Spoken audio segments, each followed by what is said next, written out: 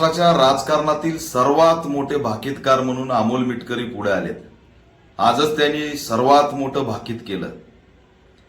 माझा राष्ट्रवादी काँग्रेस पार्टी अजित पवार गटाच्या अजित पवार यांना सल्ला आहे की एकमेव अमोल मिटकरी काय काय भूमिका बजावतात हे तरी एकदा जाहीर करा.